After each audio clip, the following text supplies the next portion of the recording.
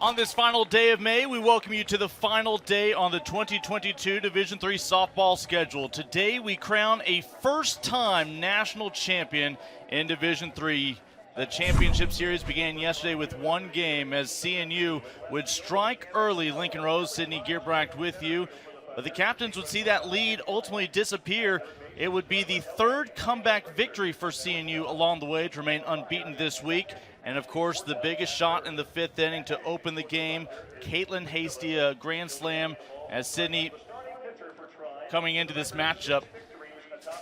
Reason for both teams to believe they are the team of destiny this year, but Trine is going to have to do something that the entire schedule this year has not been able to do against CNU, and that is beat them twice. Well, in CNU, like you shared, Lincoln, they've only have one loss on the season, so the Thunder has a tall task ahead of them, but they believe that Clausen and Adrian Rossi in the circle are going to be the pitchers to support them in getting it done. This Trine offense hasn't been able to be kept quiet by any team so far in this championship weekend, and looks like the captains will do their best to take two from them early.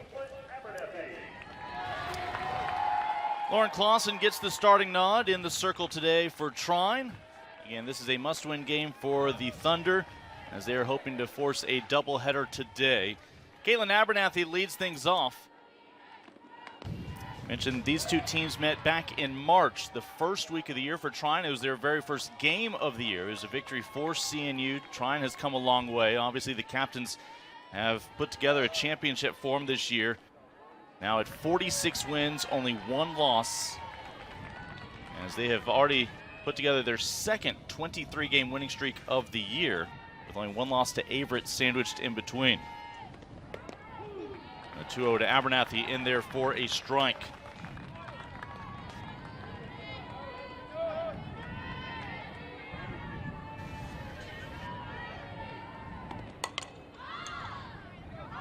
This one shot out towards right field and second base, and it's over the glove of the charging Taylor Murdoch. You had three players in the area, and ultimately it's going to lead to Abernathy standing on second base.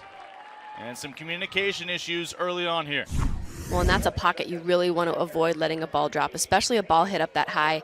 Some miscommunication from those three players. Almost every single one of them at one point looks like they're calling the ball. But in that moment, it's really important for the center fielder to take control out there and decide who's going to grab that ball, and then her defense to defer to whomever she chooses. So here's Bailey Roberts, who takes a big hack. We mentioned, even though CNU, they're the only unbeaten team this week, it has not been an easy path. Of their 4 games, 3 of them they have trailed. The other one went to extra innings. This one out of play. That's true, Lincoln. Of the teams we've seen so far this weekend, the captains have never been the ones to start ahead of any team that they've faced. But what you have to admire is the championship prowess and the trust that this team has in its offense, that they can deliver even late in the game, really starting some of their offensive momentum in innings 3 and 4 throughout most of their games. Roberts was 0 for 3 yesterday, as that ball will get away, and all of a sudden Caitlin Abernathy, who reached on an error and took 2 bases, is now on third. Let's see what they have in mind here for Roberts, who's sitting on a 1-2 count. Again, Roberts yesterday 0 for 3, 2 strikeouts against Adrian Rossi. Lauren Clausen came in for the final inning of relief. And just not the start you want when you need to be able to play near perfect softball 2 times today. When Clausen came in and did a great job complimenting Adrian Rossi. Tough situation to be brought in, and the captains here have been able to capitalize on 3 free passes, that double by Abernathy, which I believe was scored as a hit since it didn't touch the glove of any Trine defender. Yeah, they ruled it an error. Okay. So it was either going to be a double or an error. They went with the latter. Yeah, an expensive error here for Clausen early on a very catchable ball by multiple players. Still a 1-2 count here to Roberts, your catcher for CNU. This one out towards left should do it. Anna Gill underneath it. And that's going to bring home Caitlin Abernathy. Reached on an error, advanced on a pass ball, and comes home on the sac fly. 2 batters have come to the plate. Already 1 has come home for the captains. We want to talk about doing your job here by Bailey Roberts. And great situational hitting. Knows that she needs to either poke it through the infield to bring Abernathy home or give a sac fly. Anna Gill has to go back on that ball, so Abernathy tagging on third knows pretty much by the time that ball is hit that she's going to be going. Well, last time we saw Caitlin Hasty, it was the 5th inning yesterday. There happened to be 3 runners on base. And with 1 out, Hasty with the blast over the left field wall, a grand slam that would grow a 1-run lead to 5. They would hang on for a 6-2 victory after the big blast from Caitlin. What a week it's been for her.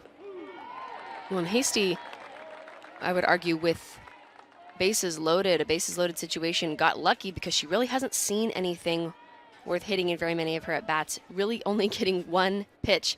Now, she's taken some big hacks at some good pitches, but she's not really getting anything that she's used to seeing and used to being able to send out. So really great situational hitting there for Hasty yesterday, and a good opportunity for her.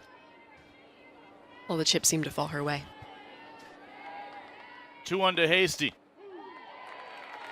Came the 4th different batter to hit a home run this week for CNU. Yesterday with a 1-run lead, bases loaded, Hasty able to connect the All-American with her 19th home run of the year. When Hasty let a ball very similar to that one go by. And they're going to entrust first baseman Ashley Swartout to come in and grab that one. She does for out number 2. That's a big out. And Hasty is one of those players where you swing big, sometimes you miss big. Oftentimes, if you get just enough, you're going to hit big. We've seen that with Hasty so far this weekend and all season long.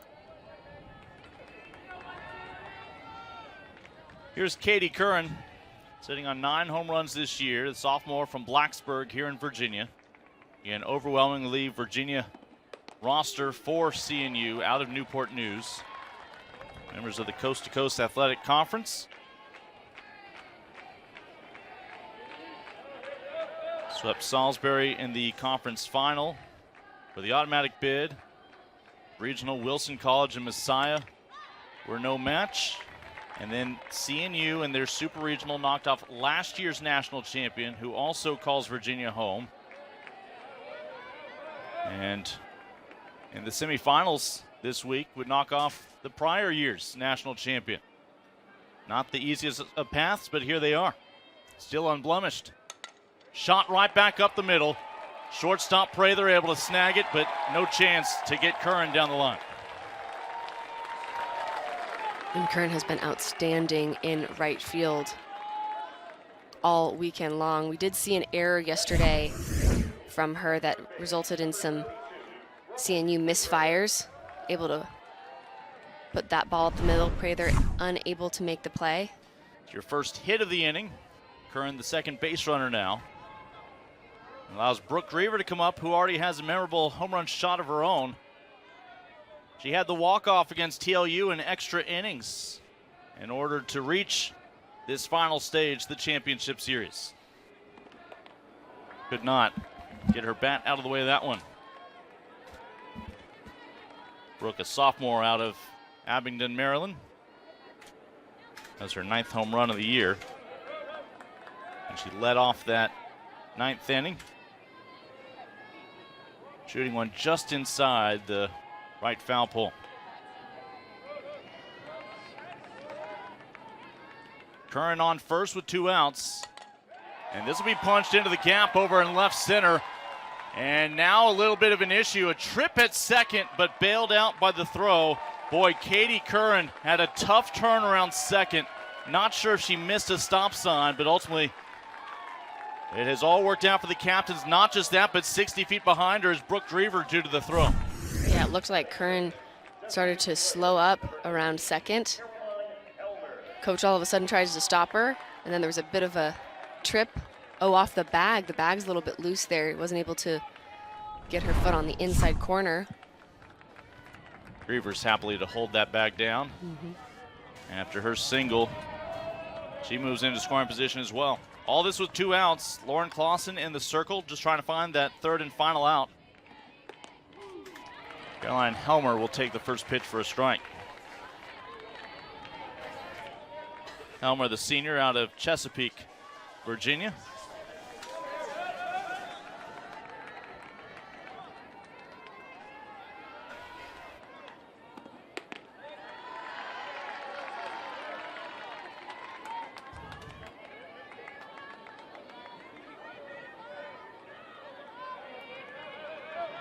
Top half of the first inning. Trine is your home team this game after being the visitors yesterday. Katie Curran, a single, stands on third. Brooke Griever, a single, stands on second.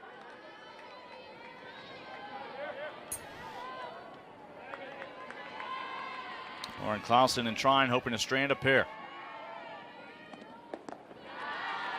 It's the second ever season in which CNU has been one of the last 2 teams. The last one was 2011. The championship was right here in Salem. They were swept that season after a perfect run into the championship series and a line drive into the glove of Amanda Prather. So 6 batters come to the plate for the captains here on the final day. They score 1 as Caitlin Abernathy comes home on the sac fly from Bailey Roberts. And it's Trine coming up in the bottom of the first, down by 1.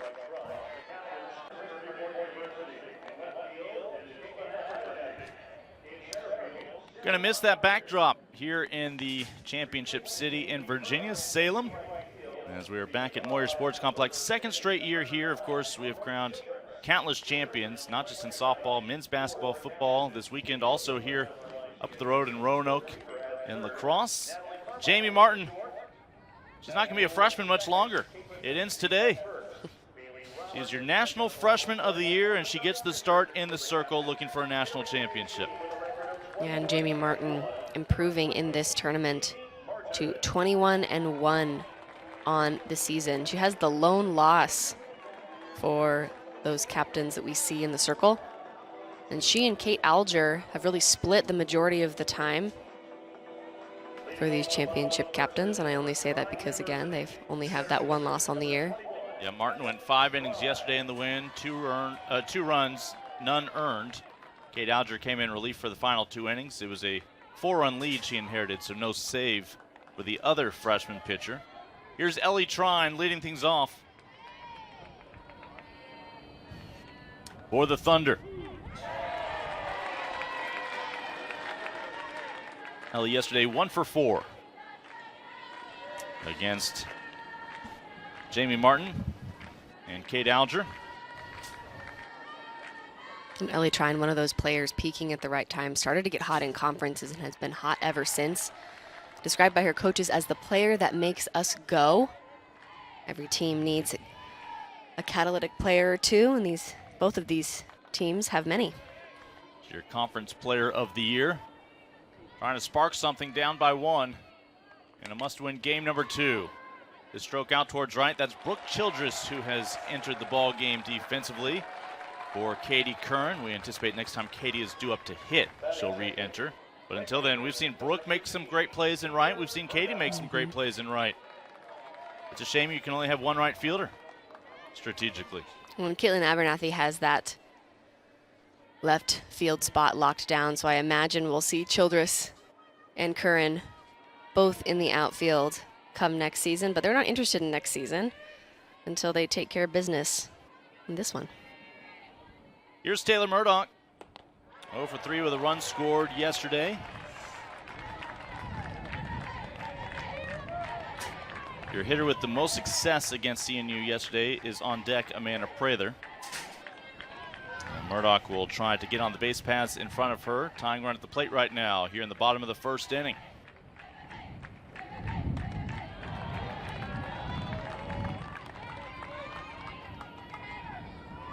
.81 pitches from Martin yesterday.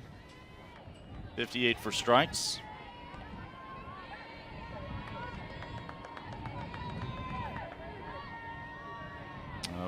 Breeze blowing out towards right on this final day.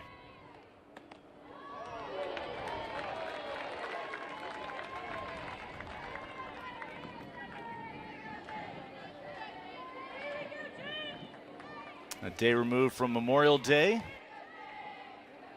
And we'll be in Marshall, Texas next year, home of a former national champion, ETBU. Count 2-2.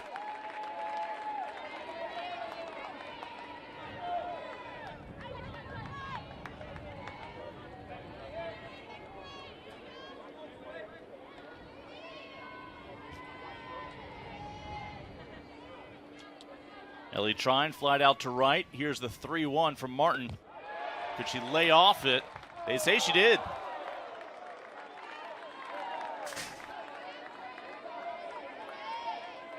We've talked about this all weekend, Lincoln, but you never know when that moment is going to be that there's the game-changing play or the game-changing at-bat. Sometimes it's the call that happens to go your way.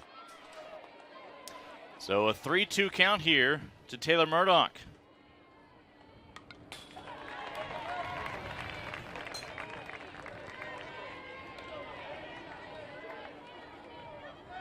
We saw Jamie Martin wheeling and dealing yesterday, and we expect the same from her today. She thrives in this starting pitcher role, even though she and Kate Alger have split a lot of innings.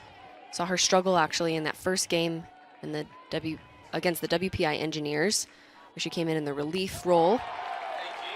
Martin with the strikeout.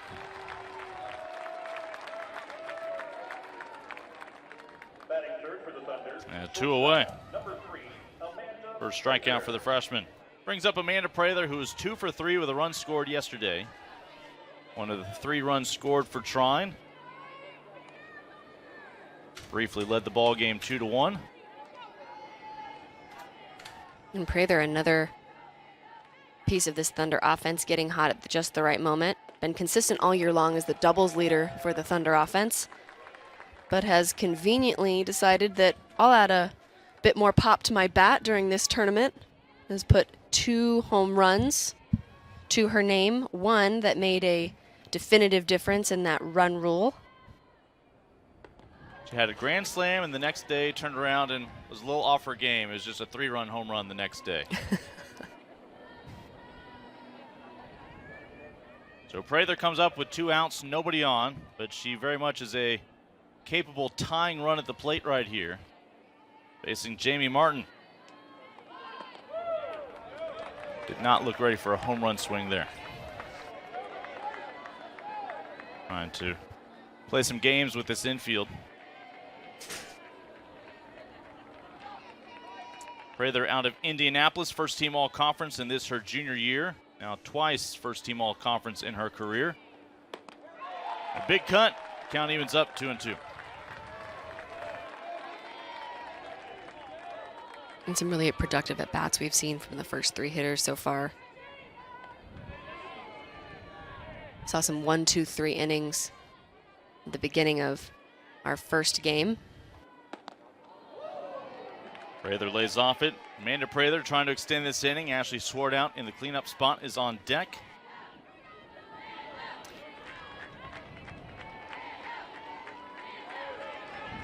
Both Murdoch and Prather now have upped Jamie Martin's pitch count, which is exactly what you want in this situation. This should get the captains out of the inning with a lead. It does. Hasty able to track it down into her glove. As Trine, after falling behind by a run, goes 3 up, 3 down. When we come back, bottom third of the order for the captains, looking for insurance in Salem.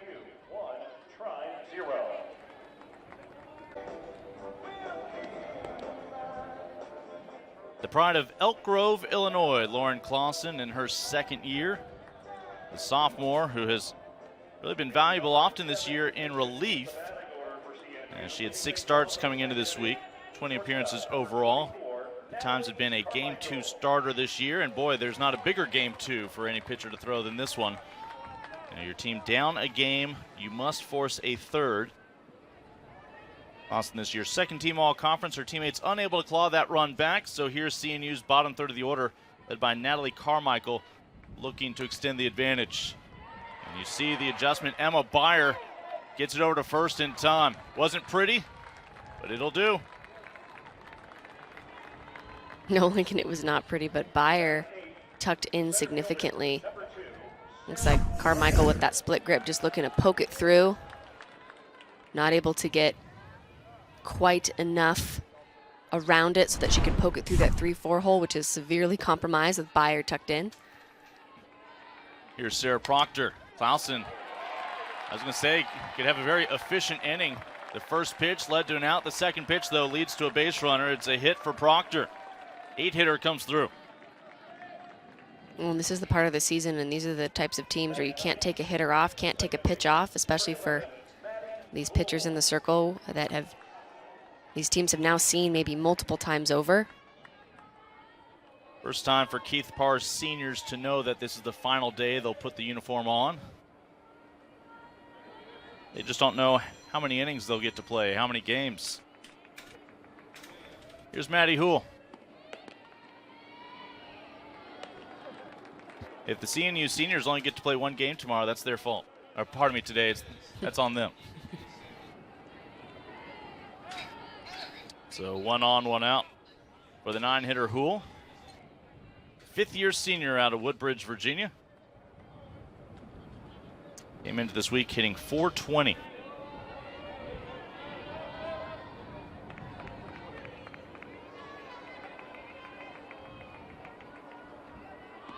Squares around, runner goes, throw down, tag applied, and out after some careful consideration. Well, we'll see if Keith Parr wants to have another look at it. Sarah Proctor caught stealing by Ainsley Phillips.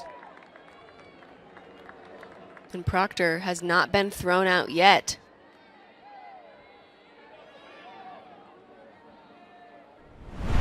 Sure, Proctor would want an obstruction call. It's a moot point. Nobody asking for a second look. Maddie Houle at the plate now with 2 outs, nobody on.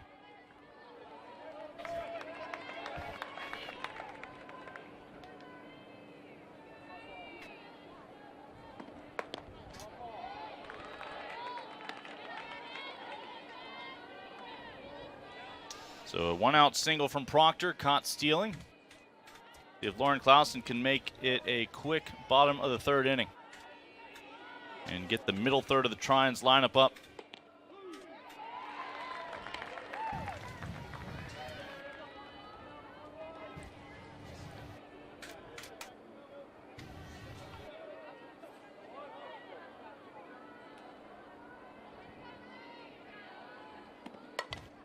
Over the right side, Byer to Swartout. Still a 1-run affair. Well, we crown a champion today. The NCAA just this past month lost one of its own champions and former Assistant Director of Championships and Alliances, Jan Gentry. We get to see a lot of familiar faces when we go around the country for these events. Always look forward to whether it's Cedar Rapids, Iowa, Oshkosh, Wisconsin, or right here in Salem, Virginia. Seeing Jan, asking her about her pickleball game, one of her great passions. She officially retired from the NCAA within the past 2 years, but ultimately we lost a great one and a great smile that we got to know and certainly will miss. Again, Jan Gentry, champion. We're all better for having known her.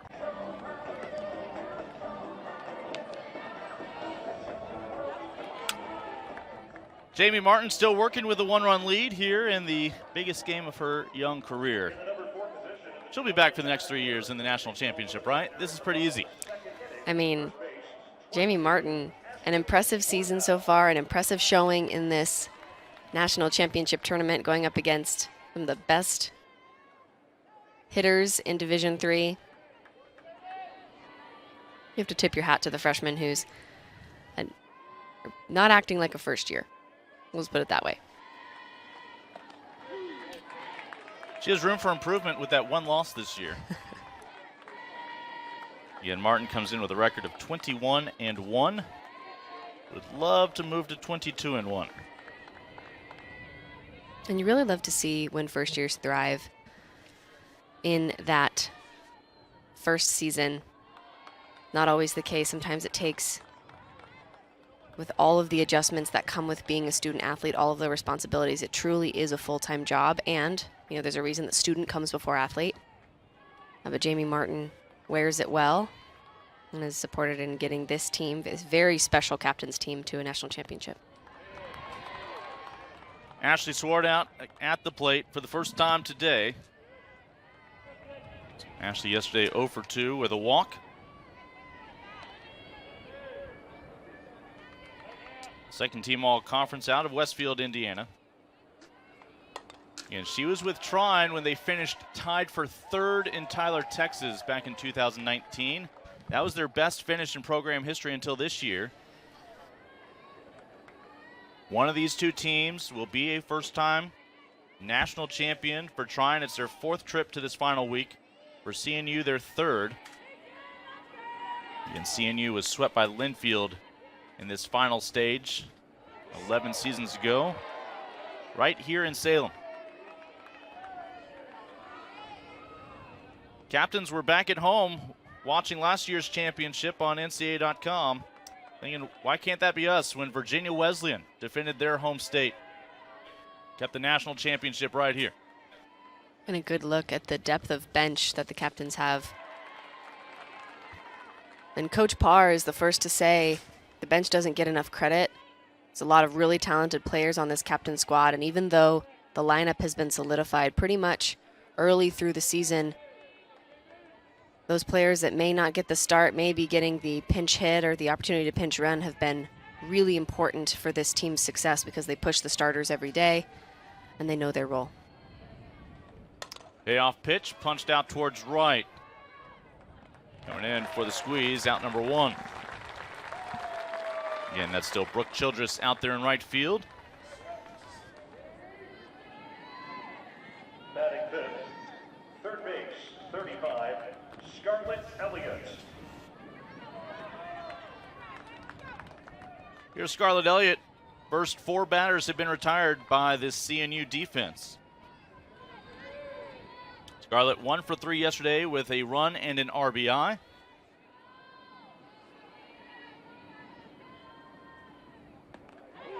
As the 5, 6, and 7 hitters all produced yesterday for Trine, driving home a run.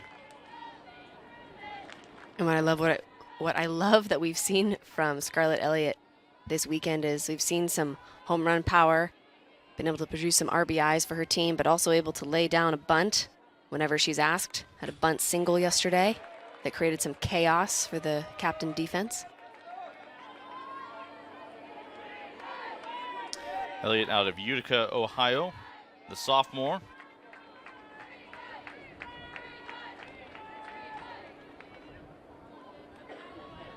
O2 offering coming from Jamie Martin with 1 out, nobody on.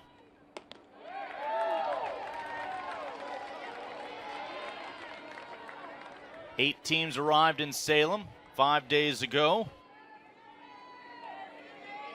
That was slowly pared down to 4 teams in time for what could have been a very softball-filled Sunday, but instead both these teams made quick work of their opposition, did not allow an if-necessary game, as both Trine and CNU started off this week 3-0. Regardless, you reset everything for this best-of-3 game series. And CNU took game 1.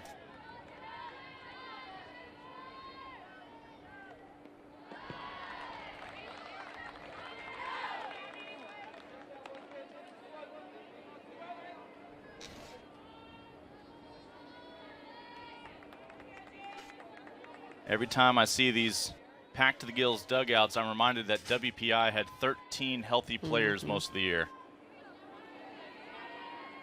A couple of pitchers, 9 in the lineup, and then 2 freshmen who every now and then could fill some gaps for you.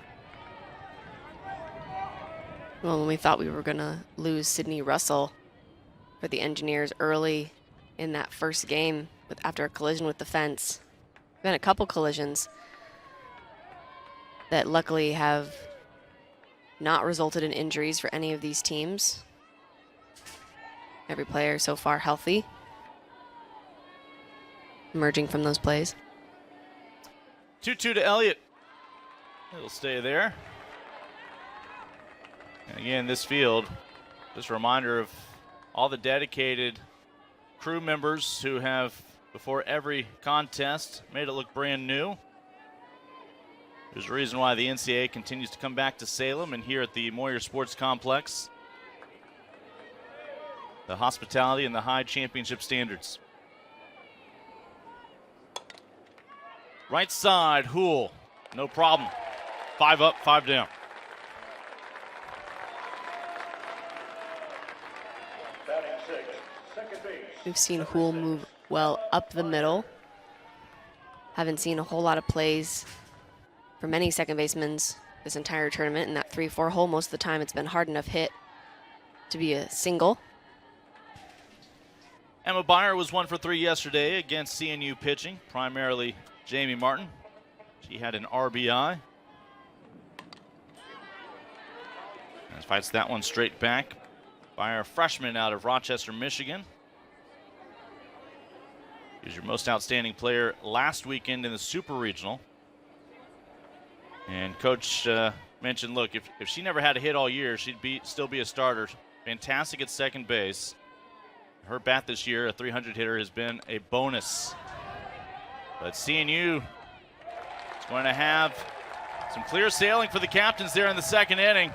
6 straight Thunder hitters retired over the first 2, as the captains still in the lead as we move on to the third.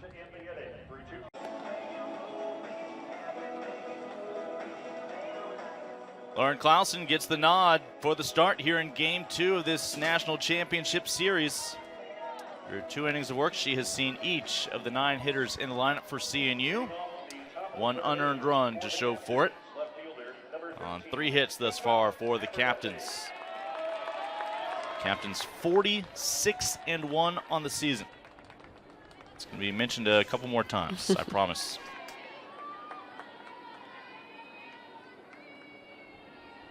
And again, they were the very first opponent Trine had this year.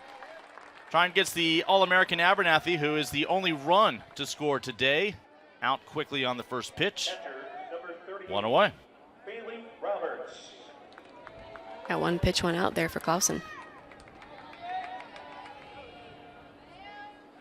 We saw Adrian Rossi, who's been so solid for the Thunder, get knocked around a little bit before Clausen came in and shut down the captain offense. Not surprised that she gets the start today. It'll be interesting, though, to see if she does get in trouble, who they'll bring in, either Rosie or Keppel, because we've mostly seen Clausen and Keppel complement one another. Split most games together. They actually came into yesterday's game with the identical number of innings. I think it was like 64.1. Sometimes we'll see a team get to Salem and they have exactly 1 pitcher they can lean on, and that is clear with them getting the start every single game and going the distance, even extra innings, but a lot more balance this year. This is Bailey Roberts. She had the luxury of lofting one out to left for a sac fly to score Abernathy back in the first.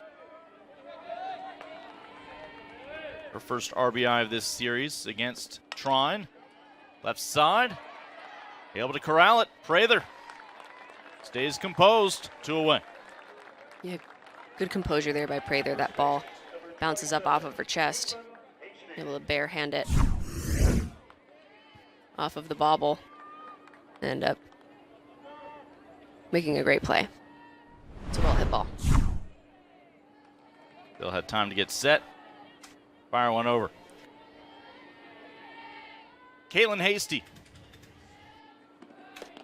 popped out to the first baseman back in the first inning. Even if Caitlin had not hit that grand slam yesterday, she still would have had some of the more memorable moments, whether they be truly softball related or not so far. She has been fun to watch out there and clearly has helped keep her team loose during a week that they've been eyeing all year long and yet haven't put too much pressure on themselves during this journey. She's got a lot of energy, that Hasty. Seen some impressive dance moves. This one has the distance. Fair or foul, it is the former. And that is simply a strike.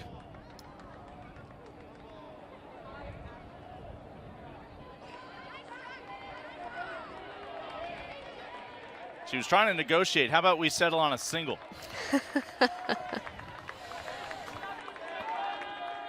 Two outs, Hasty at the plate. A 1-2 count now. We've seen Hasty be able to make those pitch-to-pitch adjustments that have resulted in some home runs this weekend, so we'll see what Clausen throws her here. Probably not going to get the same pitch. Able to lay off that one. A one-hopper over the plate to Phillips. And one of the challenges that Hasty has had, especially in this tournament, is that teams are going to pitch around her, and rightfully so. She's got 18 home runs, now 19 home runs on the year. And so she can't really expect to get much that's going to be quality in terms of what she may be looking for in her at-bats. And we've seen her take some big cuts. She usually sees a lot of pitches, but she has had a number of walks so far this tournament, maybe like 4 or 6 walks. Coming into the championship series, she had been walked 4 times. 4 I think times, she's yeah. up to 5. So she does a good job of having a productive at-bat no matter what the outcome is. That one's off the handle, and it's going to be a base hit in the infield for Hasty. After Elliott couldn't squeeze it, no chance for Prather. A 2-out hit for Caitlin Hasty. I mean, she said, look, just let me have the single. Well, it even looks like Hasty gets jammed a little bit, but so much power, she's able to push it through that 5-6 hole, put enough English on it to make it spin out of the gloves of both defenders on the left side. Keith Parr, who has been with this program for the past 23 years, 634 wins as a head coach of his alma mater, and he is going to Your attention, please. pinch hit. Reiterating the And when I say that, it's simply Katie Curran re-entering. Curran singled in the first before we saw Brooke Childress come in defensively the past couple of innings in right.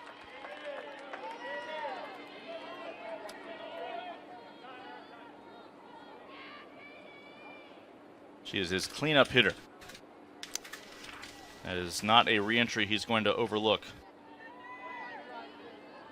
And as the sophomore back in the batter's box. Captains lead by 1.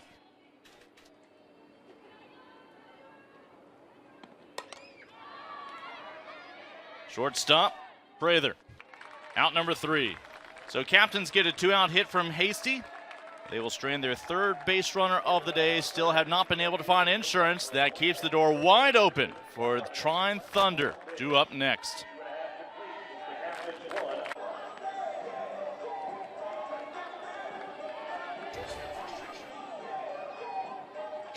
And you don't see it often, but the Captains have the advantage of Katie Curran and Brooke Childress splitting time in that right field spot. Both sophomores, both having impressive seasons so far. But you're seeing that Katie Curran often getting the nod because she just has some elevated numbers comparably to Brooke Childress, hitting 389 to Childress's 308, bringing in 33 RBIs on the season comparably to Childress's 20. But both have been really important for this offense and defense for the Captains. So Curran out there and right after we've seen Childress past a couple of innings. Curran stays in, otherwise you would lose her bat for the rest of this game if you were to bring Childress back on. Here's Brooke Griever, 1 for 1 today. She was left stranded on second back in the first. 3 runners left on base today. And pardon me, I need to flip my score page over. This is Mercedes Doherty, who in limited opportunities this week has been fantastic. And it can always be challenging for our coaching staff to figure out, like, who are we going to play, especially if both players on paper are performing. And sometimes it starts out in the middle of the season as a bit of inches, maybe a couple percentage points, a hit here and there. But the more playing time you get, ultimately the more reps you get, the more opportunities you have to be successful. Sometimes it makes a difference. 3 for 9 with 2 runs batted in. Primarily a pinch hitter this week, but has been getting the starts these past 2 days at DP.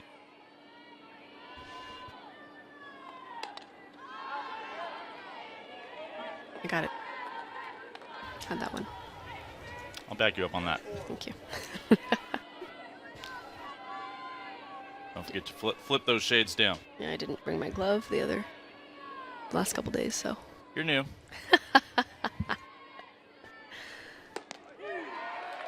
Got her looking. Jamie Martin's 2nd strikeout today. And this is really not the game to be having any swings taken out. or having the bat taken out of your hands, having any swings taken away from you. Pitch a little bit too close to take. Got to take your hack, especially with 2 strikes. Seen a lot of that this weekend. So 1 out, nobody on. That's 7 straight retired by Martin and this defense, defending the narrowest of advantages in this ball game. Here's Anna Gill. Gill was 0 for 3 yesterday against CNU pitchers. Off to the out towards Bailey Robertson center. She's got it. Pardon me, Proctor. For the catcher to go out there and make that grab. My goodness. The legend is born. Sarah Proctor. And Sarah Proctor, a senior in the outfield. 1 of 2, holding it down out there. And we saw her get thrown out for the first time all season by Ainsley Phillips. Puts a charge in this, but a little too high. Abernathy able to track it up as it lands in her leather. That is all 9 batters for Trine who have come up once. 9 up, 9 down against the freshman All-American Jamie Martin. And the captains are back at the plate looking for that elusive insurance. Leading off is on the board for the captains, third base, 32, Brooke Grieber. Back at Moyer Sports Complex here on Field 1, the championship field. Final day of softball. The only question left, besides who's going to win it all, is how many do we play? It's either 1 or 2. Trine packed plenty of sunscreen for 2. They would love to see the Thunder come back. One of these 2 great programs is going to finally claim that elusive national championship. Just 2 teams this week had previously won. Of course, Eastern Connecticut State, along with TLU.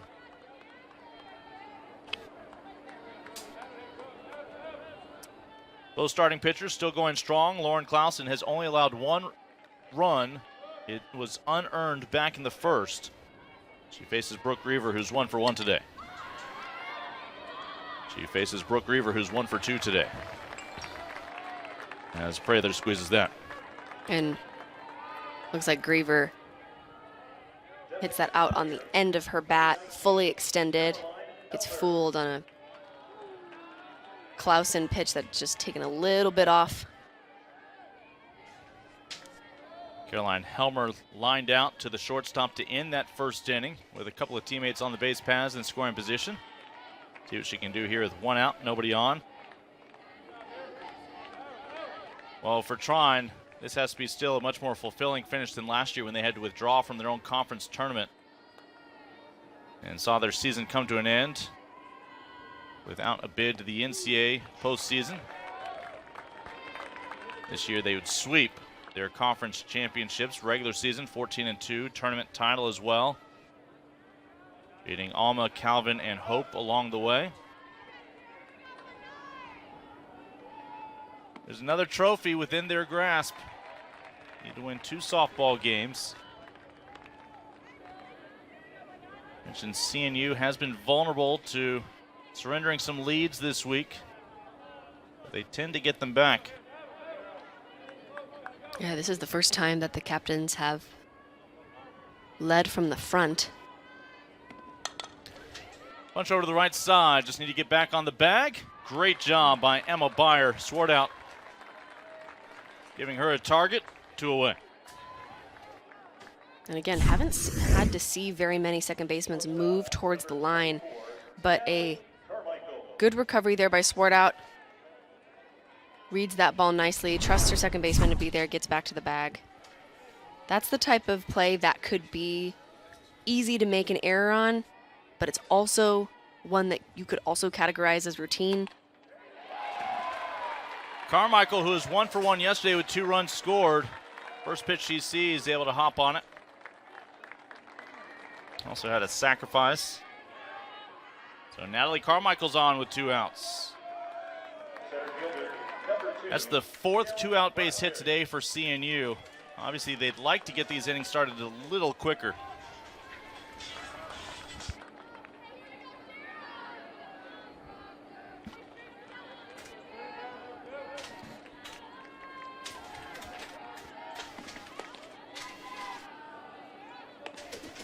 Good take there by Sarah Proctor.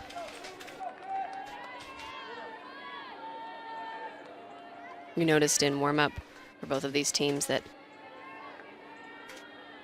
some of the practice swings were having trouble making adjustments in terms of their bat angle, meaning getting underneath the ball and not making adjustments even in practice. And it's really important, especially when you're taking your cuts, because it takes about 300 cuts a day to maintain your swing, which is a lot, and it happens for sure in the day-to-day of a collegiate softball player.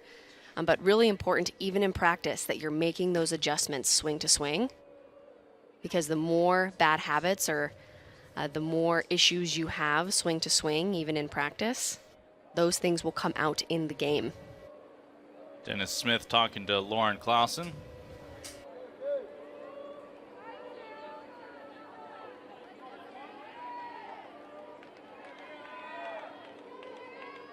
You know who's maintained pretty good form this week is our entire crew. How's that for a segue? Big thanks to John, Jeff, David, Christian. Of course, Kelsey, Nick, and Ryan back in the truck. Bringing you every pitch this week. Some of which we remember. Always a fun time of year. Last 2 years now here in Salem, Virginia. We know we'll be back, but next year we'll be in the Lone Star State.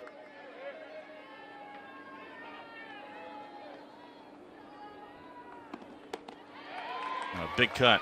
Of course, Old Dominion Athletic Conference, Division III conference nearby. Always a co-host here in Salem, thanks to JJ and the rest of the staff of volunteers. Help keep us informed. And of course, Carrie Harvey-Cutter and everybody here in Salem for their hospitality, as the count stays at 2-2.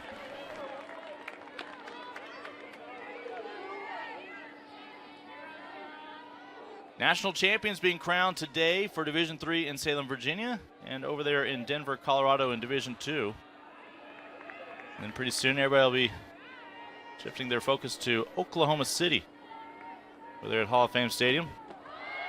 And that ball in the dirt is going to allow, again with 2 outs, for Carmichael to take 60 feet.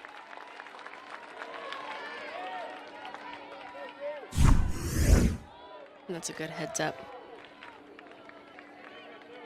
Heads up running, heads up play. Heads up opportunity taken by Carmichael. Sarah Proctor 1 for 1 today, singled back in the second.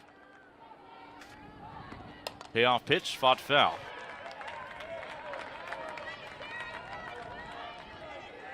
She would ultimately be retired on the base paths.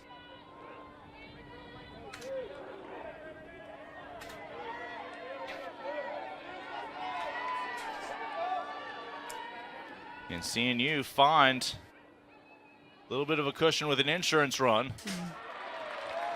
Ball 4. So when we're seeing Clausen miss on some of these inside pitches, it's this backdoor curve that she's looking to throw. Or she's throwing an inside curve, right? So rather than backdoor on a left-handed hitter, which really means that she's going to need to aim for the hip of the hitter on the right side.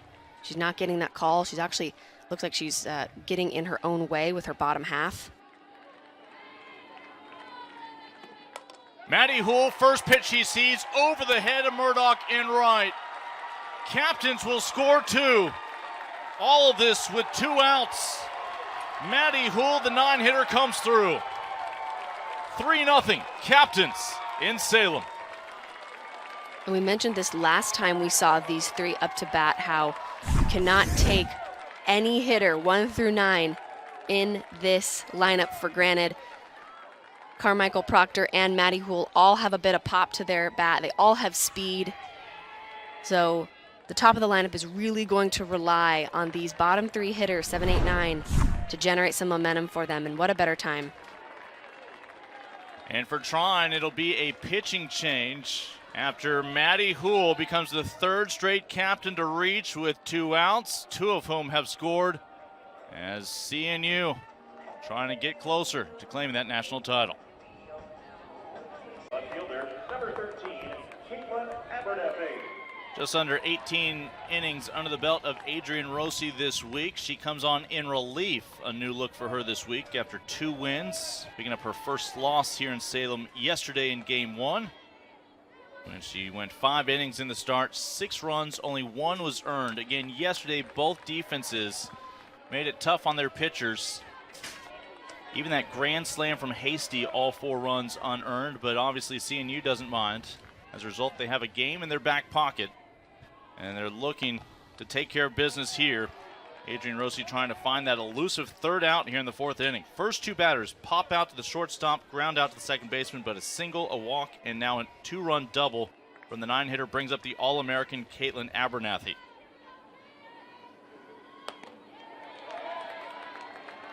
Abernathy grounded out back in the 3rd. She had been the only captain to score today until moments ago.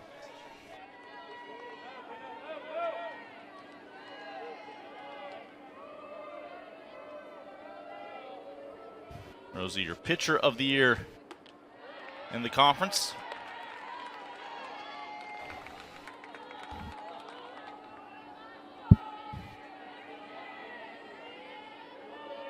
Both of these programs benefiting from some youth in the circle. Rossi and Clausen, both sophomores. Murdoch has a read on this one. There's your 3rd out. As Houle left stranded, but a hero, Maddie Houle, the 9-hitter who came through, driving home 2 more runs for the captains as they lead by 3, but Trine, your home team, here in Game 2. Your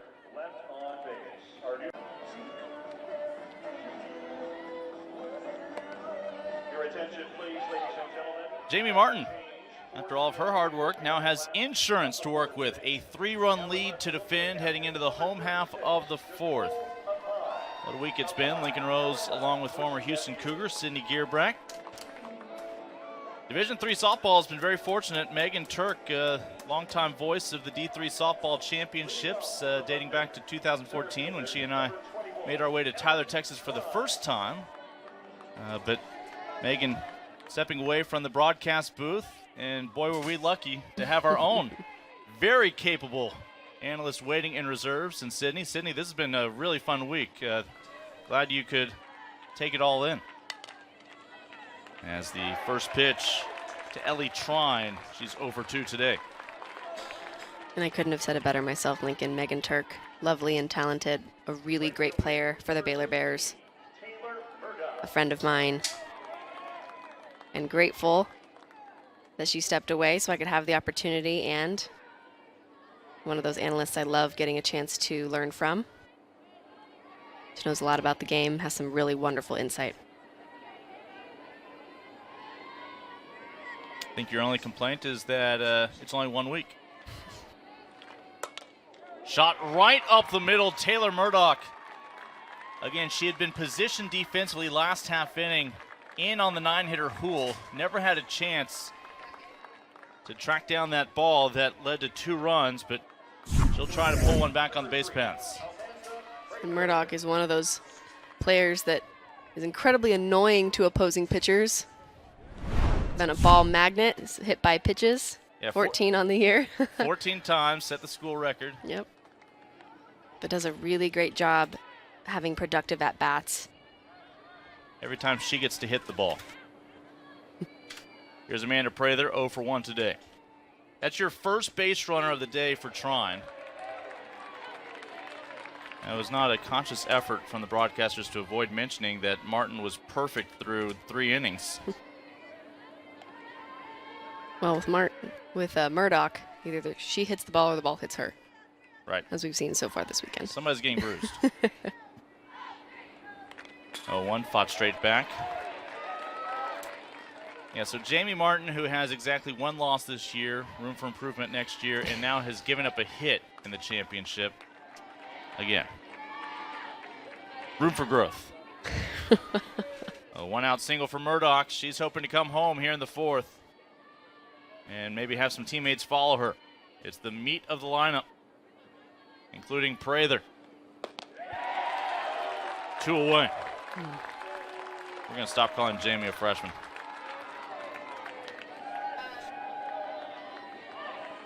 First base. And Martin. as that curveball in the outside corner just nips the corner of the plate. Doesn't look like it's a strike, but Prather knows better. Knows that ball's been getting called all day. Takes a hack, just misses. Third strikeout for Martin, a timely one. Brings up Ashley Swartout, who flied out to right to lead off the second inning, 0 for 1 today.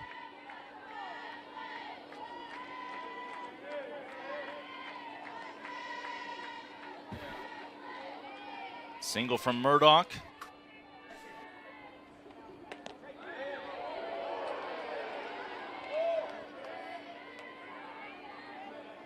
We had 1 day of rain. You almost wouldn't believe we were in Salem, Virginia in the month of May.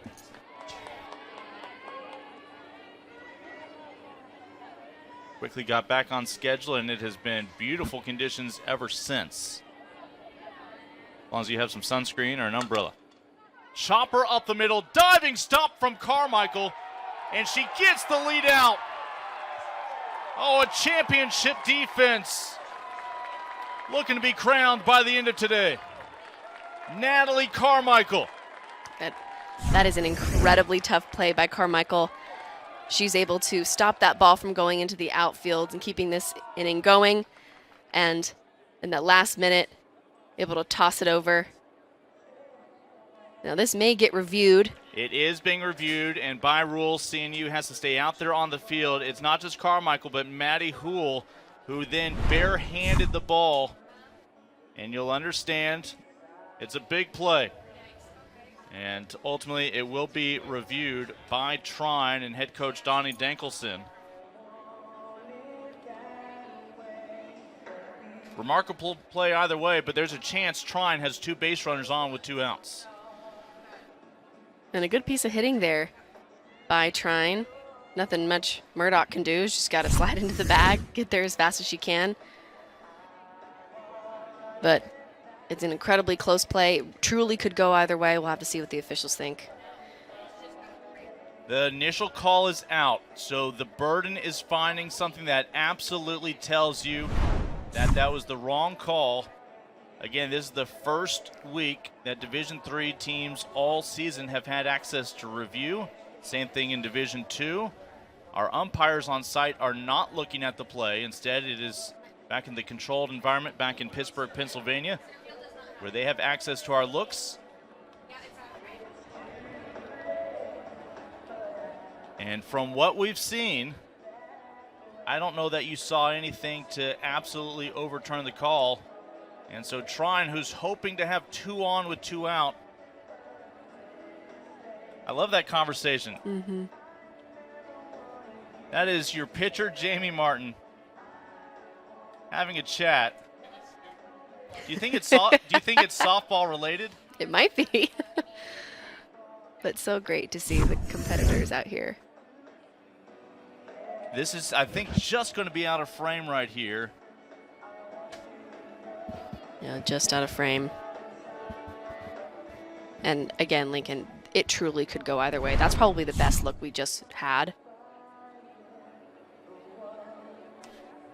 And because the initial call was out, I think CNU's about to head back to the dugout to go get their bats. Mm-hmm. I just don't think you saw enough. But I want to learn more about this. The Trine fans not as interested at the moment. They're hoping to see safe and an overturn. But I think it's unlikely. Yeah. Natalie Carmichael, a diving stab, a barehanded catch from Houle in return to get the out of Murdoch on the base paths.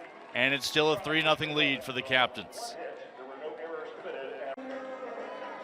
Leading off the top of the fifth for the Captains, catcher number 38. Let me coin a phrase. Defense wins championships. Think that'll catch on? Wow.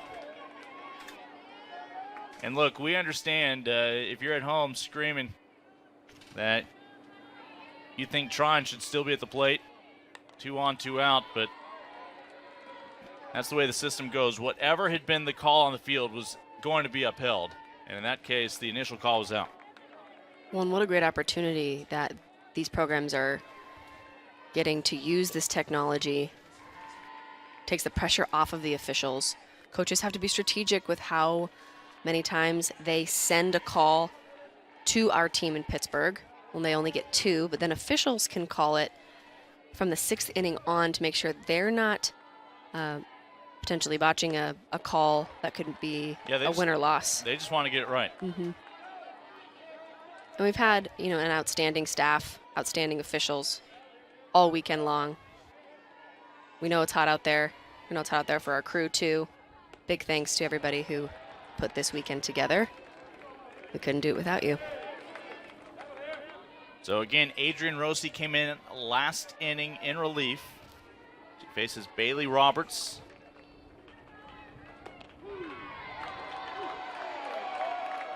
And retires Bailey Roberts, who's 0 for 2 today.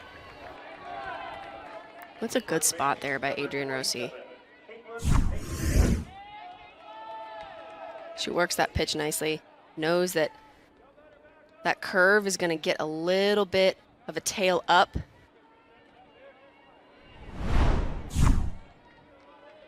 Caitlin Hasty, 1 for 2 today. Singled but was stranded back in the 3rd. Senior All-American.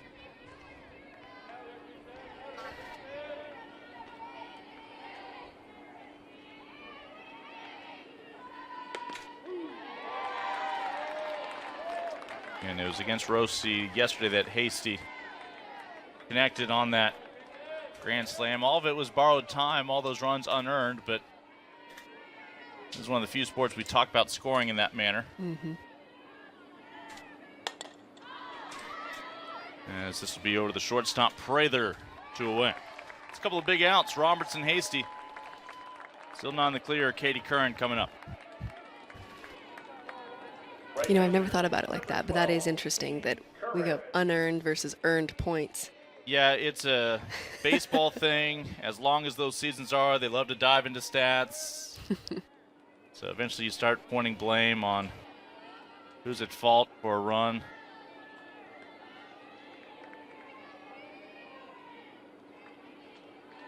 Still counts, though. Curran singled back in the 1st. Hopped out to the shortstop Prather in the 3rd. 1 for 2 today.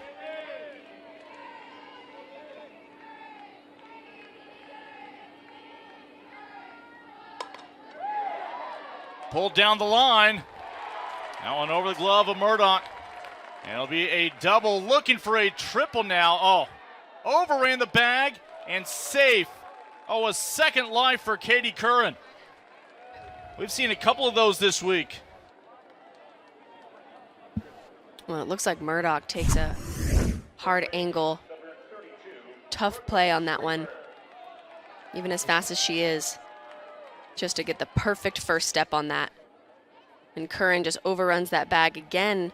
Seems to be having trouble picking up coach as she's rounding second, or potentially, I think it was Carmichael who had trouble earlier this game, maybe with a loose bag at second base. Either way, they're not getting the right angle with that, pushing off that inside corner. That can give them a little bit of trouble. Shortstop's the captain of your infield. Whose job is it to tell Amanda Prather that there needs to be a tag slapped down on the runner? She was looking over to 3rd, was not aware that Curran was right there at her feet. Here's Brooke Griever.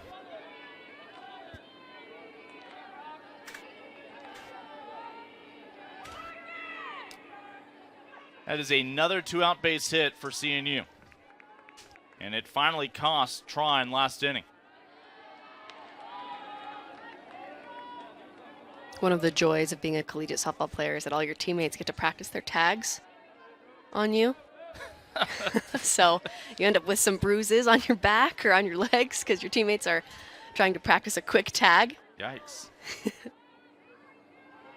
6 of CNU's 7 hits with 2 outs.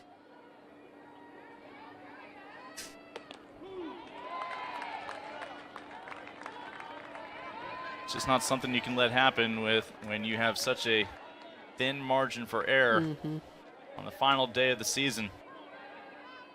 Well, there's no guarantee that they'll be able to hit Rosie the way they did yesterday. Rosie's a competitor. We've seen her be solid and recover from conditions that aren't ideal, from big innings that other teams have had. She dwarfs her fellow pitchers on this Trine bullpen, or in this Trine bullpen rather, by almost 200 innings. So if there's a pitcher that's going to go the distance this game, it's going to be Rosie, and it's going to be the captain's challenge to see if they can knock her off the mound the same way they did yesterday.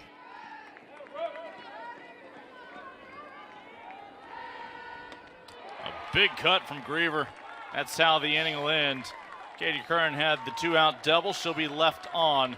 Still a 3-run affair. Adrian Rosie keeps her teammates in this one. They're back next half inning with the bats.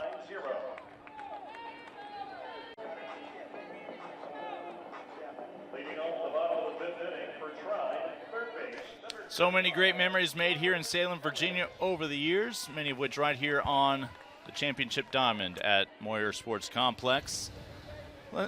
Lincoln Rose, Sydney Gearbracht, along with our NCAA.com crew. 6th and final day, down to 2 teams these past couple of days. Martin back in the circle, only starting pitcher left in this ball game. As Scarlett Elliott leads things off. 3 runs far from insurmountable, with 3 innings to work with for the home team in this game, the Thunder.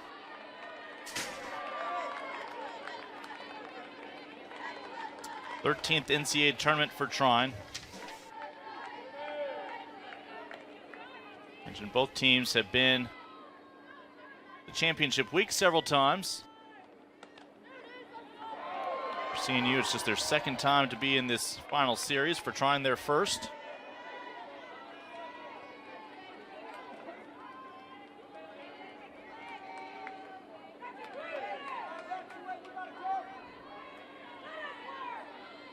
The 3-0.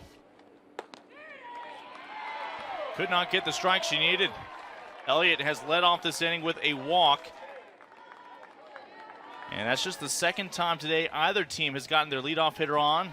CNU did it in the 1st inning when Abernathy reached on that error and would score. Let's see if Trine can have similar success moving Scarlett Elliott around the base paths.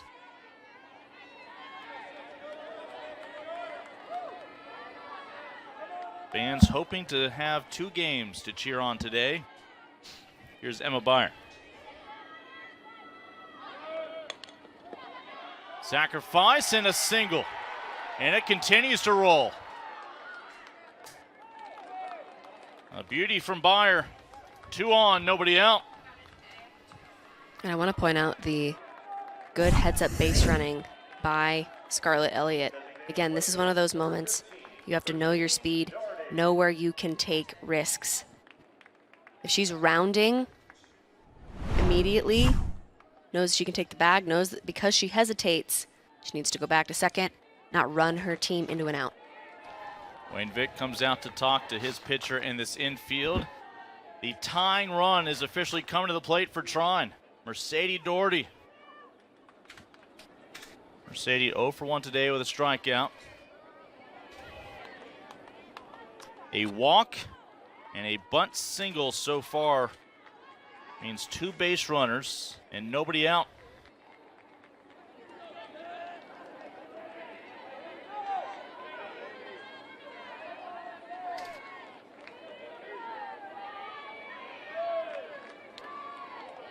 And Mercedes, 5th-year senior. A huge opportunity here. Struck out looking last time against Martin back in the 3rd inning.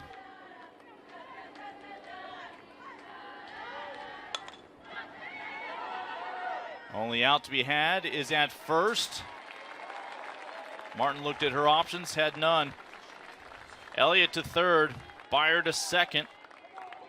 That eliminates your threat of a double play, and now it puts, again, 2 runners in scoring position. 2 key, well-executed bunts back-to-back. We've known that Trine will be executing. They've executed all weekend long. This has not been one of the teams that has struggled with small ball. All right, Anna Gill, she has bounced back this year from a broken wrist. What can she do here with 1 out and 2 in scoring position? Puts down the bunt. And CNU, I don't know if that was their best choice. Probably could have looked the runner back, gotten the out at first. Bases loaded. And I have loved watching Anna Gill this entire tournament. Maybe not one of the traditional catalytic players you see for this Trine offense, but she has been incredibly fun to watch, been really solid defensively, been able to execute bunts, get the big hit. A great base runner, has been really solid overall for Trine on both sides of the ball. Fielder's choice loads the bases. We saw the 9-hitter for CNU come through with a 2-out, 2-run double. What can the 9-hitter Ainsley Phillips do here for Trine with bases loaded? Tying run is over there on first. And Phillips was one of those question marks for Trine coming into the season. They graduated 2 senior catchers. Didn't know who was going to be a really important part of the battery behind the dish. Ainsley Phillips stepped up to the plate, and her bat has been a bonus. A walk, a bunt single, and a fielder's choice. Bases loaded with 1 out. Well, CNU would feel a lot better if bases were still loaded with 2 outs and nobody coming home. Then be the top of the order.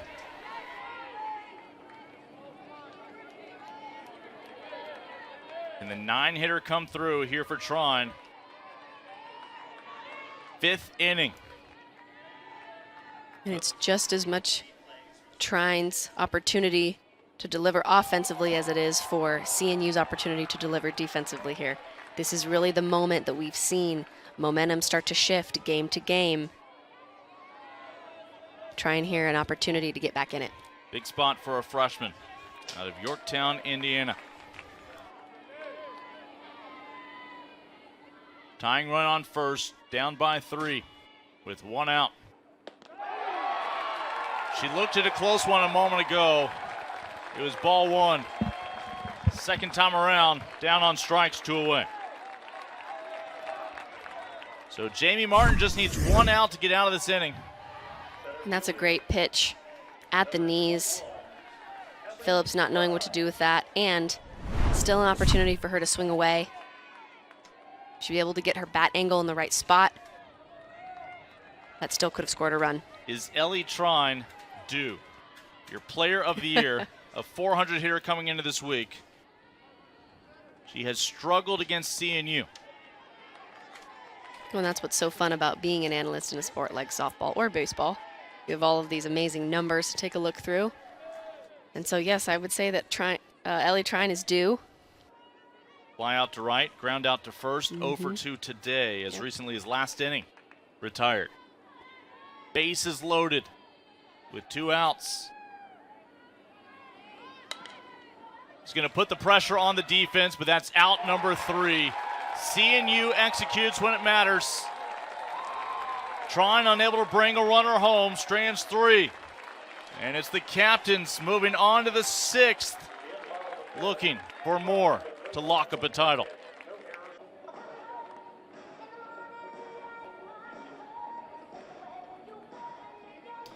.539 wins since taking the job at Trine.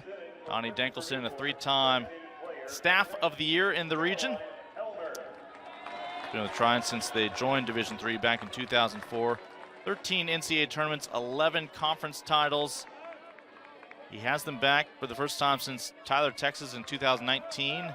In the hunt for a title the final week. Their best season ever, Trine, now playing the championship series.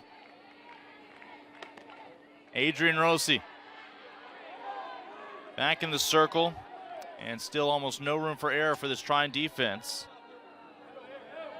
as Caroline Helmer will lead things off 0 for 2 today. Trine just left bases loaded. Initially they had bases loaded with 1 out. Next 2 batters retired promptly. A strikeout looking, and Ellie Trine, we mentioned her struggles, just tried to get out of that funk with a bunt for a base hit, but it did not work.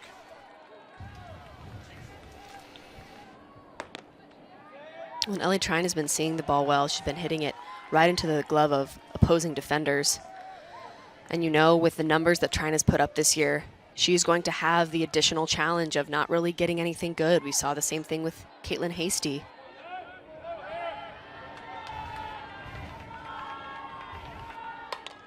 Left side gets through. It's just the second hit for CNU today with fewer than 2 outs. A leadoff single for Helmer. Second time today they've gotten their leadoff batter on. Important here for both teams. No need to press. Helmer able to get her barrel out, utilize a 5-6 hole. Going to run for Caroline here in a moment. As Kensley Hess comes in. Hess was able to score yesterday in that big inning. That helped put Trine away in game 1. Back in the 5th inning yesterday, just prior to the Grand Slam. Boy, Junior clearly feeling the pressure of this big moment.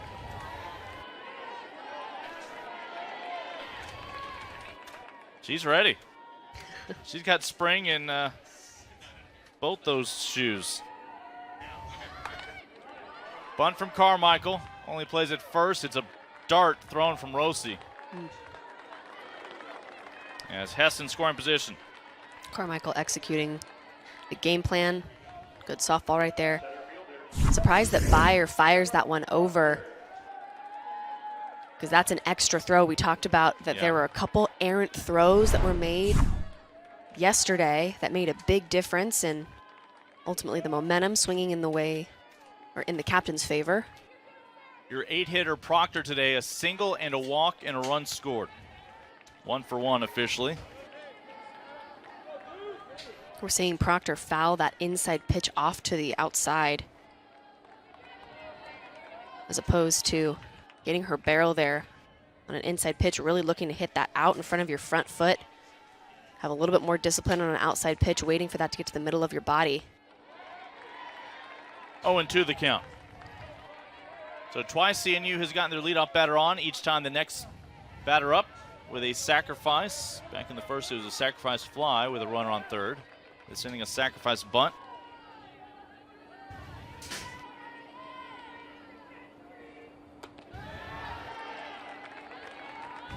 One and two. Hess, the base runner, is also relaying to Proctor where the catcher is setting up.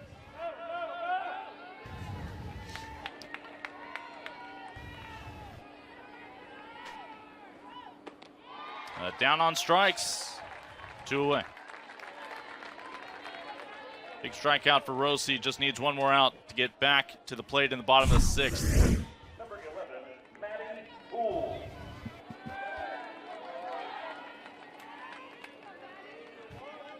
Rossi wheeling and dealing on that outside corner. Really utilizing the ladder on that rise ball.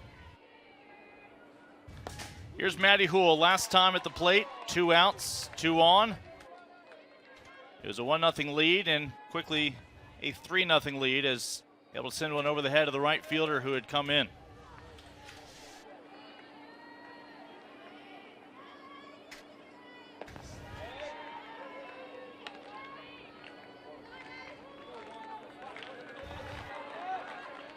See if Houle can give the top of the order a chance to come up this inning.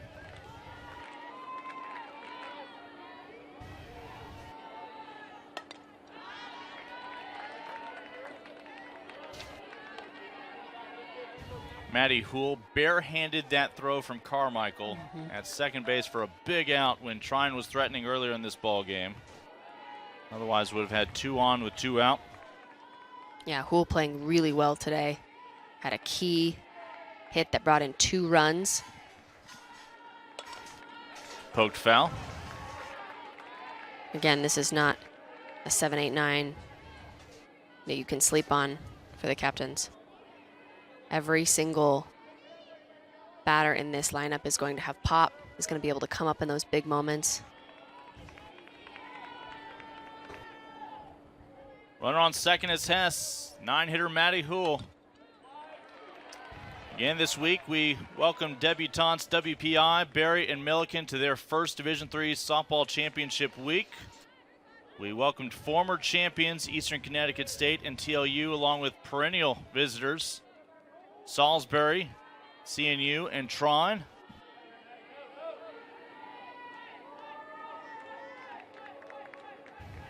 Down to the Thunder and the captains. Captains took yesterday's game 6-2. Aided by Hasty's grand slam. Second straight day, they throw the freshman of the year, Jamie Martin. Boy, Rossi's been a big part of Trine's journey this week. Trying to find that third out here. 2-2. Rossi having thrown over 200 more innings than her counterparts in Keppel and Clausen. But good news for the Trine. All of those pitchers, barring a transfer, will be back next year. Ellie Trine in center, squeezes it in, out number 3, and despite the leadoff base hit, CNU unable to push home a 4th run. The Thunder are down to their final 6 outs in 2022. Time to start chipping away when you rejoin us on NCAA.com.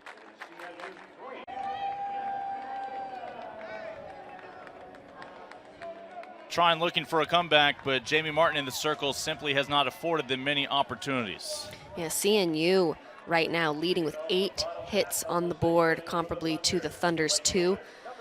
Trine also made a key error in that first inning. A little bit of a wobble there with Clausen on the mound out in the outfield. But it looked like CNU today has brought their offense from inning number 1. Here's Taylor Murdoch. We saw her single in the 4th for one of the 2 hits today allowed by Jamie Martin. And Murdoch, again, was called out at second for the final out in the 4th inning after a fantastic defensive effort to at least make it close from Carmichael and Houle up the middle. I'm talking about another player who's been really fun to watch, a senior for the Thunder. Had a home run, a double or 2, been really key for RBI production for the Thunder. She's been really fun to watch on both sides of the ball this weekend. The 0-2.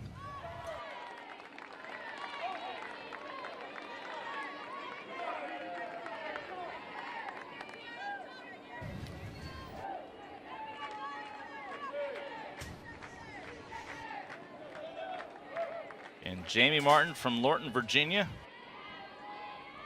Taylor Murdoch from LaPel, Indiana. Just wonder what they had to chat about during that lengthy review.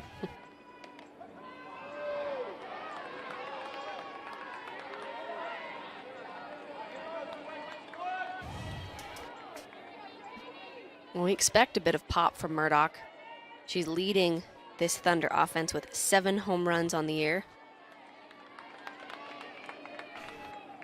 But Amanda Prather has done a good job of supporting with some home runs herself this weekend. Reaver over to first. Hasty able to keep that right foot on the bag.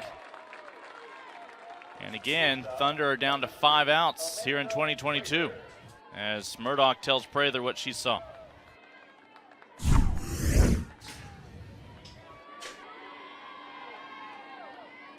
When we talk about the opportunity to make the game-changing play, always something you want to be ready for, but arguably more importantly are the routine plays. And a Prather 0 for 2 today. In that day that we allegedly called 6 games, we saw some very talented defenses have quite a few errant throws, a couple miscues. We've seen it kind of day after day slowly improve as these teams get used to the conditions here in Salem. Yeah, we're here in the Eastern time zone, and that day did not wrap up until the next morning, so I just don't think we deserve credit.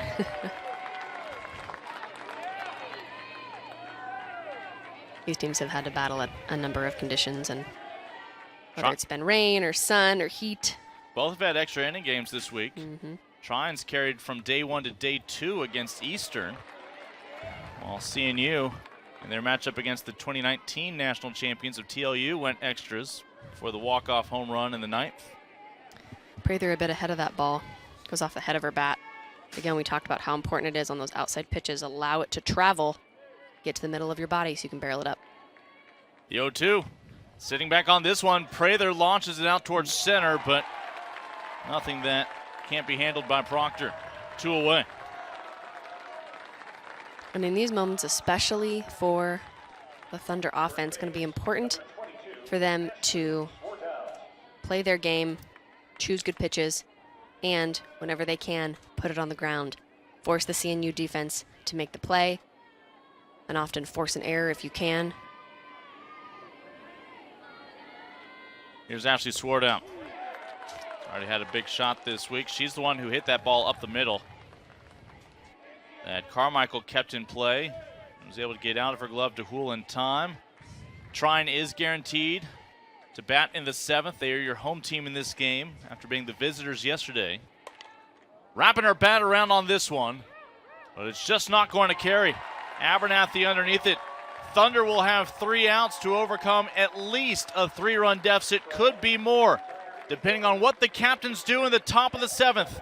They hope it's the final time they pick up their bats in a championship campaign.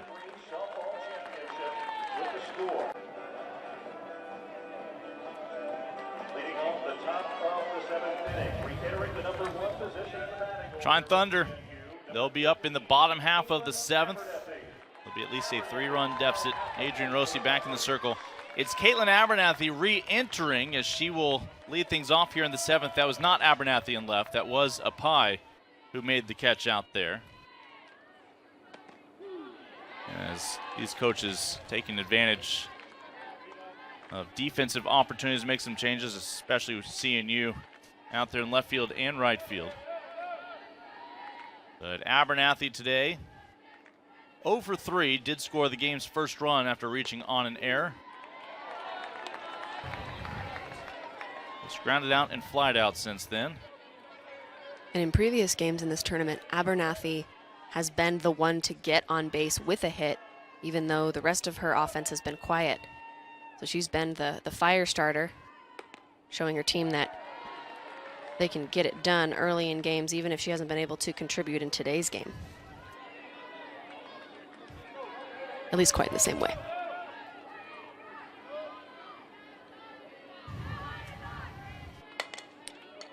Oh, a hot one to handle, but not too hot for Ashley Swartout. Makes the glove stab and taps the bag. Seen some great composure from the right side of the infield for Trine, especially with Swartout. Able to keep her glove on that, even as she leaves her feet. Quick tap on the bag.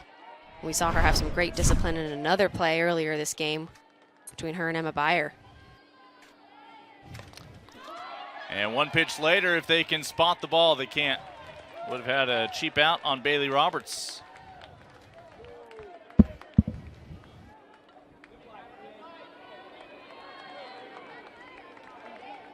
We saw Tufts when they completed that three-peat in 2015 right here in Salem, finish a 51-0 season. That was despite the graduation of Joe Clara the year prior. And this one will leak through. It's another hit here and chance for insurance. Bailey Roberts. Good discipline by Roberts. Again, allowing that ball to travel, working gap to gap, putting it on the ground. All elements we've seen are going to be important for CNU to continue to add some insurance if they can swing it. CNU trying to go 47-1. It would be the second best winning percentage for a national champion here in D3, behind that unbeaten Tufts team. Well, and that was our big question, I know that we spoke about off air, was what would it look like for this captain's team if their back was up against the wall, if they haven't experienced a loss or very many losses this season? What would it look like for this team to be able to bounce back? Well, so far we haven't had to find out. In some games, again, their bats have been quiet early on, but they've always been able to produce. This one, foul territory, able to make the catch, Anna Gill. And that's one fewer out for CNU to work with as Hasty retired. 2 away. And Rosie making the necessary adjustments on Hasty to make sure she doesn't give her an opportunity to send another one screaming over the wall. Trine is going to have their 5, 6, and 7 hitters at minimum due up. They are officially 1 for 4 with a walk and a sacrifice. But right now need to find that third out for the captains, who have thrived with 2 outs. And poked out towards left. Gill has it. So Roberts left stranded on the base paths. Trine Thunder with the season on the line. Bottom of the 7th, down by 3. Back at the plate.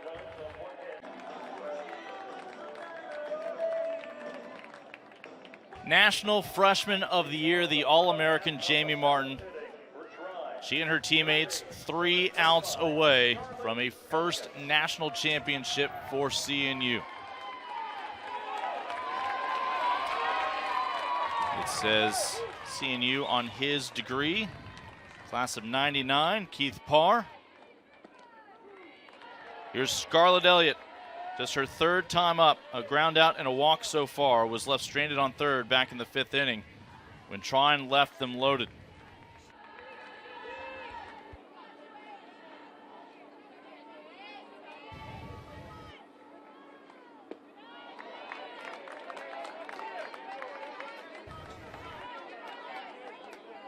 Ready, a home run this week for the 3rd baseman for Trine.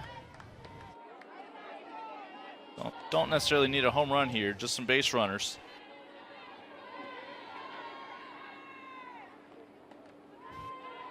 3-0.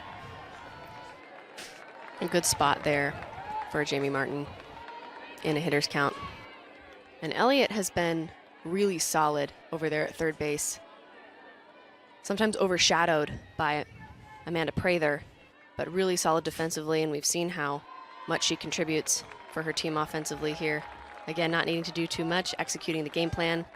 Doesn't see a pitch she likes enough to take a hack at. And that's a 4-ball walk. Yeah, it's the 2nd time this inning Elliott has led off an inning with a walk. As she will give way to Emily Wheaton, the sophomore from Kalamazoo, Michigan. Number 12, Emily Wheaton. Wheaton hits running for the Thunder. And we've seen Griever and Hasty be the ones most often to go to their freshman pitcher, have a conversation. We'll have a confab in the circle. Emma Byer today, 1 for 2. She had that bunt single in the 5th inning. This time swinging away. The walk a moment ago to Elliott. Wheaton running in her place. Still all 3 outs to work with. Need at least 3 runs this inning.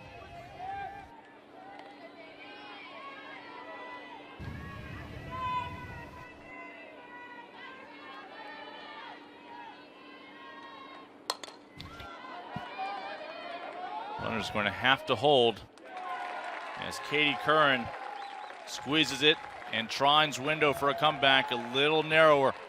1 away. And a similar ball gave Trine a bit of trouble earlier in this game. I think that was the very first play of the game. Yep. That had Abernathy on 2nd. Led to a run. Here's Doherty, put down a sac bunt back in the 5th. 0 for 1 today with a strikeout looking. The 5th-year senior.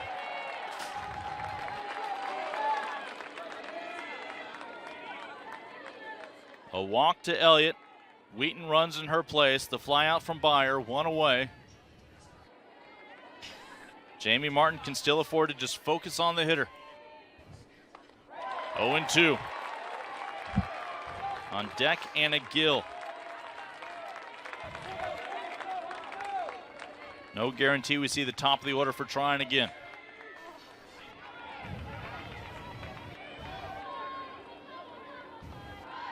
Light breeze blowing out towards right. As Doherty will push this one foul.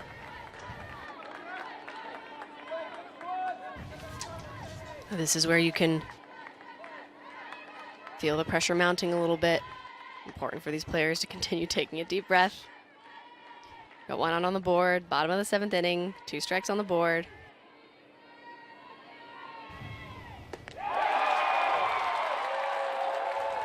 Jamie Martin and CNU are 1 out away.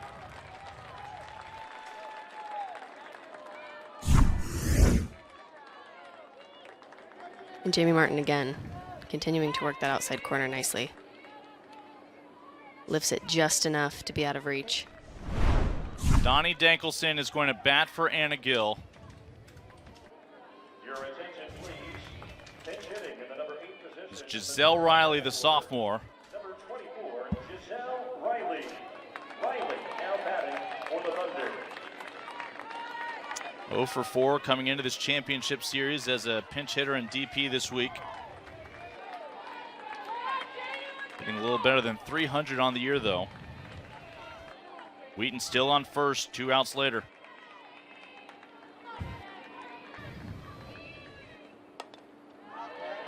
Oh, and 1. We've talked about it because many teams have used the pinch hitter as a tool in their arsenal offensively. A good pinch hitter, if they're hitting above 150 in their pinch hit role, that generally says they're successful, right? They're seeing a lot less pitches, getting a lot less reps. Not seeing live at-bats makes a huge difference. So someone who thrives in a pinch hit roles, hitting above that, a really important tool for an offense. No balls, 2 strikes, 2 outs. 1 runner on for Trine. In the bottom of the 7th, here in the national championship. Martin delivers a final strikeout for punctuation in 2022. The captains of CNU have climbed the ranks. You can finally address them as champions. And what an outstanding performance for Jamie Martin. The first time we've seen her go the distance, all 7 innings in this tournament. An outstanding performance for the freshman pitcher. And an outstanding season for the CNU captains. Trine was going to have to beat them twice in a day when CNU's entire schedule this year had only handed them 1 loss. A 47-1 season, a perfect 5-0 journey here in Salem. With a couple of freshman pitchers this year, one of whom an All-American. For a 2nd straight year, the national championship trophy for Division III softball stays in Virginia. Last year is Virginia Beach. This year it's headed to Newport News. You have to tip your hat to the Trine Thunder, undefeated in this tournament. They had an incredible season as well, an incredible run here in the national championship. Will not be the last time we see the Thunder in this championship series. They've got a lot of young talent on that team, and they're only going to continue to improve under Dinkel's leadership. Hasty is not going to let go of that trophy.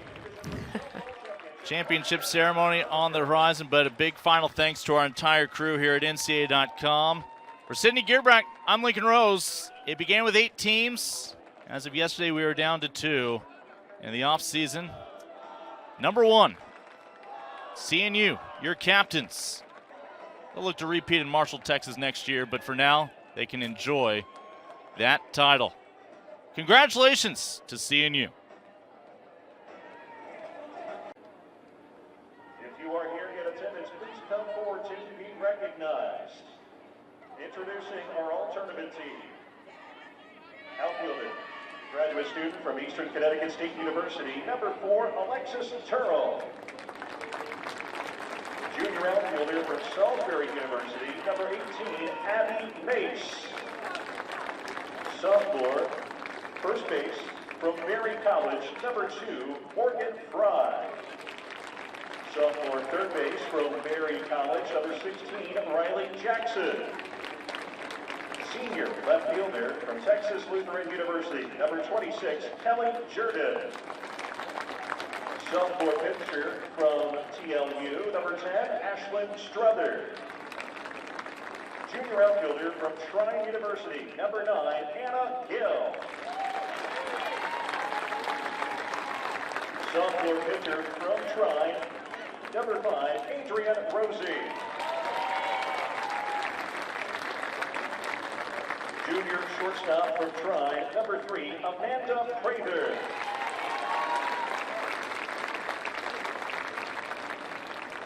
Junior first base from Christopher Newport University, number 27, Caitlin Hasty.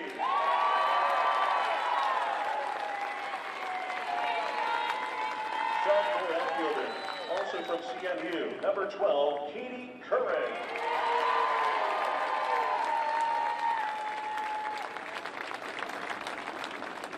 And first-year pitcher from CMU, number 6, Kate Alger.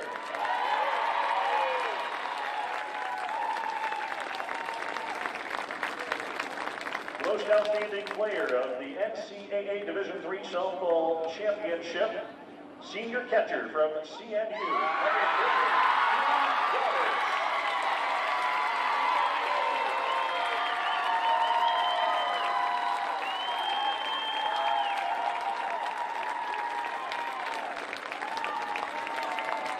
the most outstanding pitcher of this year's championship, first-year pitcher from CMU, number 28, Jamie Martin. Ladies and gentlemen, let's give these outstanding student-athletes a round of applause. Your all-time team for the NCAA Division III Softball Championship.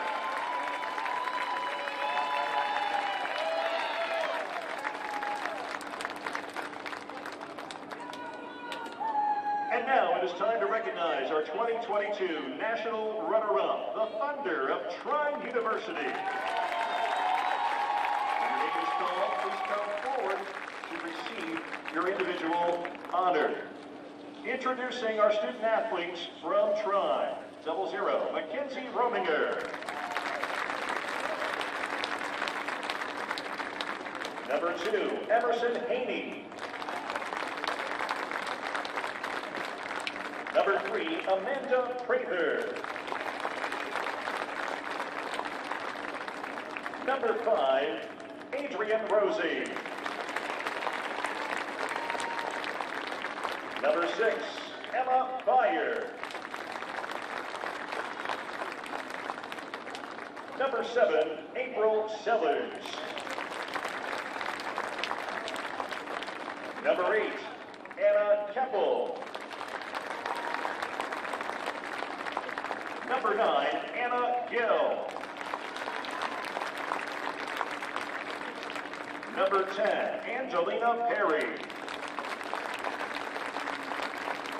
Number 11, Lauren Clausen. Number 12, Emily Wheaton. Number 15, Mercedes Doherty. Number 16, Taylor Murdoch. Number 18, Lexi Clark. Number 20, Ainsley Phillips. Number 21, Ellie Trine.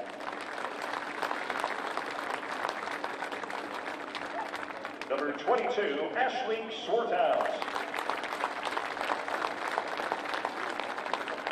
Number 24, Giselle Riley. Number 33, Elizabeth Cook.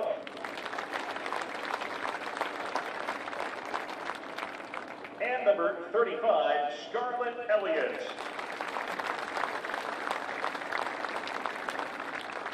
Also part of the traveling party that made it here to Salem from Trine University, introducing Assistant SID, Matthew Kettle. Colin Meadowcraft. Assistant Athletic Director, Christian Jones. Assistant Athletic Director, Brandy Dawson. Also Athletic Trainer, Kyle Wanstetler. The coaching staff for the Thunder, the assistant coaches, Brittany Harvey, Dennis Smith, and Kinsley Hall. And introducing the head coach of the Trine Thunder, Donnie Dankelson.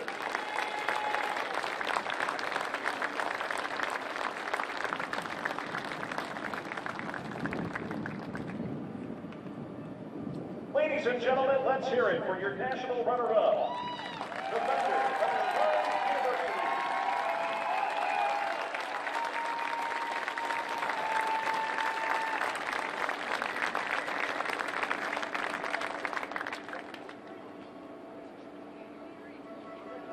And now, time to recognize the 2022 national champion, the captain of Newport University. Please step forward as your name is read. Introducing our student athletes from CNU. Number 1, Kinsley Hess. Number 2, Sarah Proctor. Number 4, Kendall Bentley. Number 6, Kate Alger. Number 8, Abby Rochette. Number 9, Brooke Childress. Number 11, Maddie Poole. Number 12, Katie Curran. Number 13, Caitlin Abernathy. Number 19, Caroline Elder. Number 24, Natalie Carmichael. Number 27, Caitlin Hasty. Number 28, Jamie Martin. Number 32, Brooke Griever. Number 36, Nicole Apai. Number 38, Bailey Roberts. Number 17, Bianca Palmer-Scott.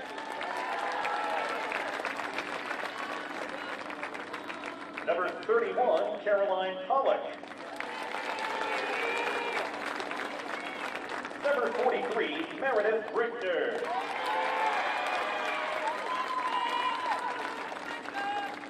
Number 30, Jules Donnelly. Number 34, Mackenzie Presson.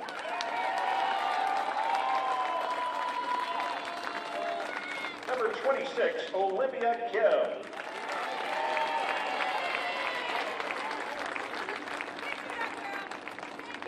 Number 37, Olivia Tullis.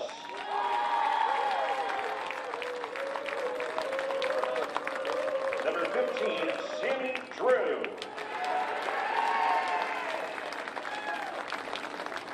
And number 42, Brenna Moorfield.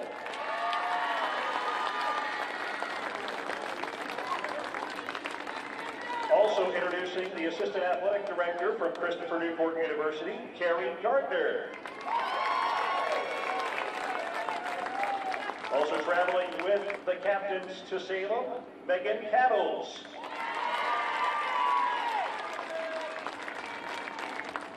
The coaching staff for CNU, the assistant coaches, Savannah Couch-Murdoch,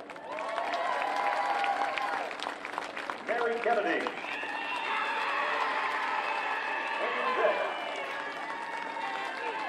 Todd Weinbrad,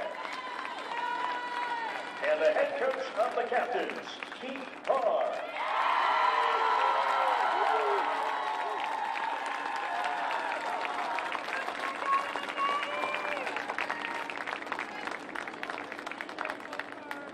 With the captains from Christopher Newport University, please come forward to receive your team trophy.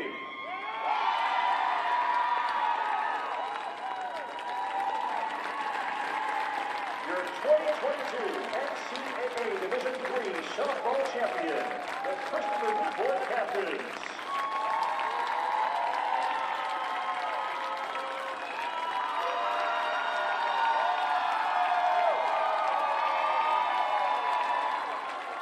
For more coverage of this and all 90 of the NCAA's conference championships held annually, we invite you to visit the official online home, NCAA.com.